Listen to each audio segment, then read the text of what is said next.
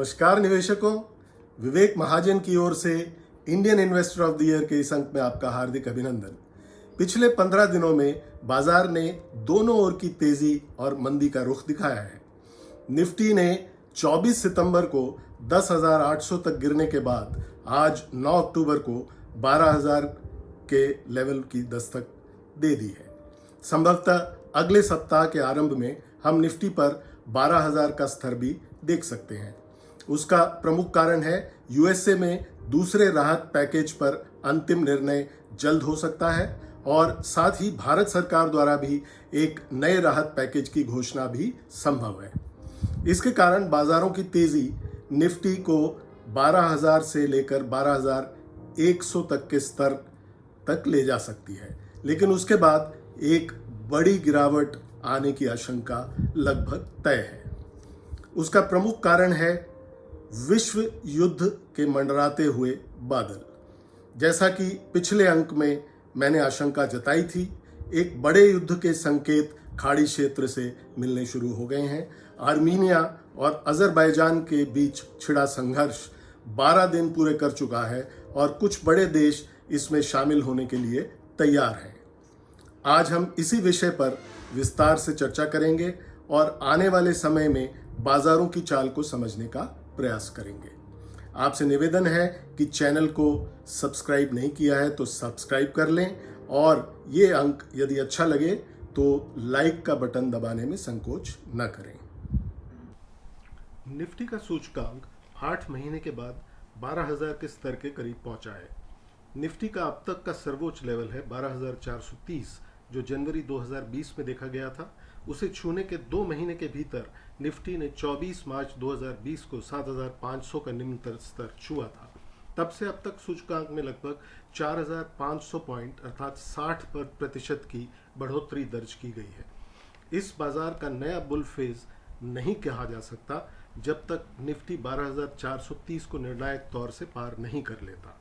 इस लंबी तेजी ने एक बात स्पष्ट कर दी है कि बाजारों में अब एक तरफा गिरावट के आसार कम हैं, क्योंकि पिछले 6 महीने में अधिकांश कंपनीज द्वारा आवश्यक पूंजी जुटा ली गई है जो आने वाले समय में उनको मदद करेगी। लेकिन बाजार द्वारा इस एक तरफा तेजी के माहौल में कुछ बड़े खतरों को नजरअंदाज भी किया गया है। आइए देखते हैं कि ये खतरे कौन से हैं। सर्वप्रथम जीडीपी अर्थात विकास दर को लेकर बाजार में निवेशक एकमत नहीं है। इसी सप्ताह जो ताज़ा आंकड़ों का अनुमान रेटिंग एजेंसी फिच द्वारा लगाया गया है वो वित्त वर्ष 2020-21 के लिए नेगेटिव 10.5% का है। इसी तरह के अनुमान अन्य एजेंसीज के द्वारा भी दिए गए हैं। फिच द्वारा चेतावनी भी दी गई है कि बैंकों की खराब सेहत और इस पे दबाव डाल सकती है। आरबीआई द्वारा आज प्रस्तुत की गई ताज़ा मॉनेटरी पॉलिसी में लेंडिंग रेट्स में कोई बदलाव नहीं किया गया है, परंतु मुद्रास्फीति अर्थात इन्फ्लेशन की बढ़ती दरों पर चिंता जताई गई है।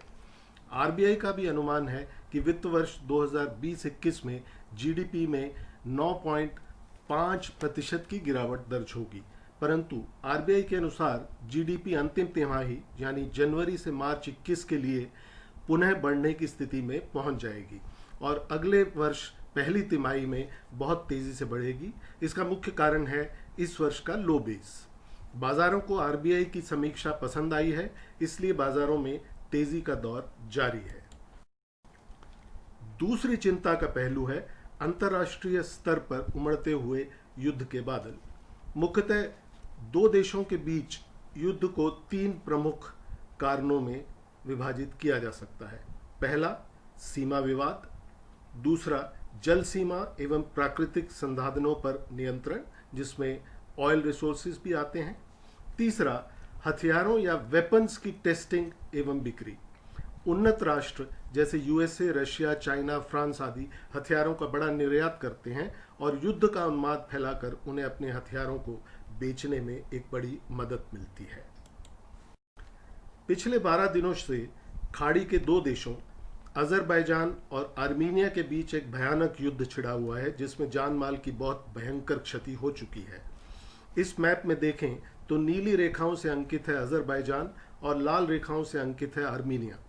यह दोनों देश पूर्व में यूएसएसआर का हिस्सा रहे हैं। यह दोनों देश पहाड़ी इलाके में स्थित हैं। आर्मीनिया मुख्य रूप से क्रिश्चियन मेजॉरिटी देश है और अजरबैजान मुस्लिम मेजॉरिटी देश है, जहां अधिकतर आबादी लगभग 85% शिया मुस्लिम समुदाय से आते हैं। दोनों देशों के बीच विवाद की जड़ है नागोर्नो काराबाह का इलाका, जो अपने आप को आज़ाद बताता है परंतु उस पर अजरबैजान का अधिकार है। परंतु इस क्षेत्र की अधिकांश आबादी क्रिश्चियन है, इसलिए आर्मीनिया उस पर अधिकार चाहता है। तुर्की और पाकिस्तान खुलकर अजरबैजान का समर्थन कर रहे हैं और इजराइल भी अजरबैजान को हथियार सप्लाई कर रहा है। दूसरी ओर रशिया का बाहरी समर्थन आर्मीनिया के साथ है। फ्रांस और यूएसए भी आर्मीनिया के पक्षधर हैं, परंतु अभी तक ये तीनों देश आर्मीनिया के समर्थन में नहीं उतरे हैं। रशिया द्वारा ईरान की मार्फत आर्मीनिया को हथियार सप्लाई किए जा रहे हैं। कुल मिलाकर स्थिति विस्फोटक है और यदि आने वाले सप्ताह में दोनों देशों के बीच युद्ध विराम नहीं होता तो यह विश्व युद्ध में बदल सकता है। उधर भारत और चीन के बीच कोई समझौता होने के आसार कम होते जा रहे हैं। चीन द्वारा पाकिस्तान के कब्जे में पीओके में अपने सैनिक व साजो सामान भेज रहा है। ऐसा भी ज्ञात हुआ है कि पाकिस्तान के कब्जे में अरेबियन सी में 2 द्वीपों पर चीनी सेना द्वारा सैन्य अड्डे बनाए गए हैं। यदि पाकिस्तान की ओर से कोई भी सैनिक गतिविधि भारत के विरुद्ध की जाती है तो क्वाड के देश यानी यूएसए, जापान और ऑस्ट्रेलिया भारत को पूरी मदद करने के लिए कटिबद्ध हैं।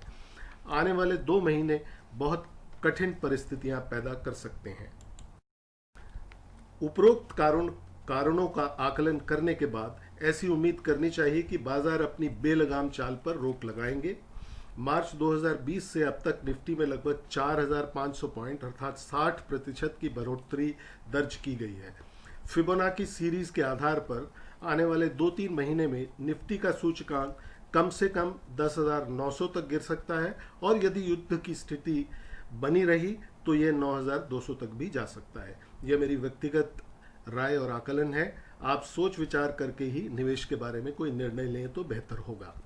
हमारा अगला अंक टाटा ग्रुप पर होगा। टाटा ग्रुप आने वाले समय के लिए एक महत्वाकांक्षी योजना पर कार्य कर रहा है। क्या है ये योजना तथा टाटा ग्रुप की कौन सी कंपनीज इस प्रोजेक्ट में शामिल होंगी, इस पर विस्तार से चर्चा करेंगे अगले अंक में। आपके विचारों का स्वागत है, कमेंट बॉक्स में अवश्य लिखें। आज के लिए इतना ही। नमस्कार।